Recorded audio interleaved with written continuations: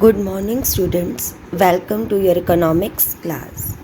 बेटा, हम डिमांड के चैप्टर को कंटिन्यू कर रहे हैं। तो हमने दो पॉइंट यूज़ किए थे, दो कंसेप्ट यूज़ किए थे। एक तो quantity demanded and second is demand. तो क्वांटिटी डिमांडेड और डिमांड में फ़र्क क्या है, हम इस वीडियो के माध्यम से यही समझेंगे कि चेंज इन क्वांटिटी डिमांडेड और change in demand like to be similar, हमें ये एक जैसे लग रहे हैं, लेकिन इनमें कुछ डिफरेंसेस हैं जो बहुत ही इम्पोर्टेंट है। तो चेंज इन क्वांटिटी डिमांडेड और चेंज इन डिमांड, इनका रीज़न क्या है? क्वांटिटी डिमांडेड में चेंज होने का रीज़न होता है due to change in price. मतलब अगर वस्तु की कीमत में परिवर्तन के कारण मांगी गई मात्रा में परिवर्तन होता है तो उसे हम कहते हैं चेंज इन क्वांटिटी डिमांडेड। कि अगर प्राइस में चेंज हो रहा है, जो प्राइस है वो हमारा 1 रुपया था तो क्वांटिटी 5 रुपये 5 यूनिट थी, लेकिन अगर प्राइजेस हमारे 5 रुपये हो गए, कीमत बढ़ गई, तो क्वांटिटी हमारी 1 यूनिट होगी। तो इसे हम क्या कहेंगे? चेंज इन प्राइस के कारण जो मांगी गई मात्रा में परिवर्तन हो रहा है, इसे हम कहेंगे चेंज इन क्वांटिटी डिमांडेड। और इसी का दूसरा नाम होता है एक्सटेंशन और कॉन्ट्रैक्शन। एक्सटेंशन होता है बेटा विस्तार, किसी भी चीज़ का विस्तार, और कॉन्ट्रैक्शन होता है संकुचन। हिंदी में हम ये शब्द यूज़ करेंगे विस्तार और संकुचन। मतलब अगर कीमत में परिवर्तन के कारण मांगी गई मात्रा में परिवर्तन हो रहा है तो इसे कहेंगे हम change in quantity demanded, extension या कॉन्ट्रैक्शन, कुछ भी वो बोल सकता है। एक्सटेंशन क्या है? जब क्वांटिटी डिमांडेड बढ़ रही है, इसे हम कहेंगे एक्सटेंशन। और जब ये कम हो रही है तो हम कहेंगे इसे कॉन्ट्रैक्शन।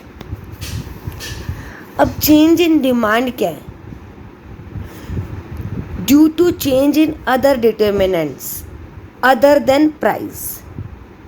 मतलब यहाँ वस्तु की कीमत में परिवर्तन नहीं हो रहा, दूसरे तत्वों में परिवर्तन हो रहा है। फॉर एग्जाम्पल कंज्यूमरों की इनकम में परिवर्तन, या फिर change in price of related goods, जो मैंने आपको सब्स्टिट्यूट गुड्स और कॉम्प्लीमेंट्री गुड्स बताई थी, उनकी कीमतों में परिवर्तन के कारण अगर मांगी गई मात्रा में परिवर्तन हो रहा है तो उसे हम चेंज इन डिमांड कहेंगे, क्वांटिटी डिमांडेड नहीं कहेंगे। वहाँ वास्तव में मांग में परिवर्तन हुआ है और उसे हम इंक्रीज या डिक्रीज इन डिमांड कहेंगे।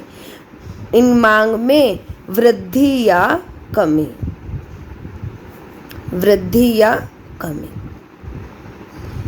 तो पेपर में इनमें डिफरेंस पूछा जाता है कि एक्सटेंशन और वृद्धि में क्या डिफरेंस है, संकुचन और डिक्रीज में क्या डिफरेंस है। तो जब आपको एक्सटेंशन, कॉन्ट्रैक्शन, इंक्रीज, डिक्रीज, ये चारों पॉइंट क्लियर होंगे तो आप इजीली कर पाओगे। और इनमें डिफरेंस से पूछा जाता है तो इस तरह से आप इनमें डिफरेंस भी लिख सकते हो। इसके बाद बात आती है movement along the same demand curve. जब एक्सटेंशन या कॉन्ट्रैक्शन होता है ना, तो डिमांड कर्व हमारा वही का वही सेम रहता है। इस डायग्राम से आप समझ सकते हो, एक्स एक्सिस पे क्वांटिटी है और वाई एक्सिस पे हमारे पास क्या है, वस्तु की कीमत। जब कीमत 5 रुपये से 1 रुपया हो रही है तो डिमांड ए से बी पे जा रही है, यानी कि 1 रुपये से बढ़ के 5 रुपये हो रही है।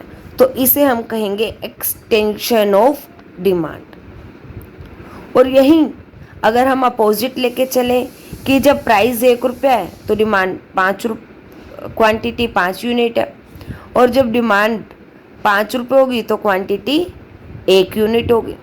तो इसे हम कहेंगे कॉन्ट्रैक्शन। सिर्फ एरो साइन का डिफरेंस है कि मूवमेंट अगर ए से बी पे हो रही है तो ये एक्सटेंशन है, और अगर मूवमेंट बी से ए की तरफ जा रही है तो ये कॉन्ट्रैक्शन है। After that shifting of demand curve. Shifting of demand curve क्या है? यहाँ पे देखो पूरा का पूरा डिमांड कर्व ही D1 से D2 पे जा रहा है, क्योंकि कीमत हमारी उतनी की उतनी है, लेकिन मांगी गई मात्रा में परिवर्तन हो रहा है। अगर जो डिमांड है वो हमारी D1 या A से B पे जा रही है, A से अगर ये B की तरफ मूव हो रही है तो हमारा डिमांड कर्व ही शिफ्ट हो रहा है। तो A से B पे जब जाएगी तो हम इसे कहेंगे इंक्रीज इन डिमांड, और अगर ये A से C की तरफ शिफ्ट हो रही है, मतलब उसी कीमत पर मांगी गई मात्रा में कमी आ रही है, तो हम इसे कहेंगे डिक्रीज इन डिमांड। क्लियर बेटा?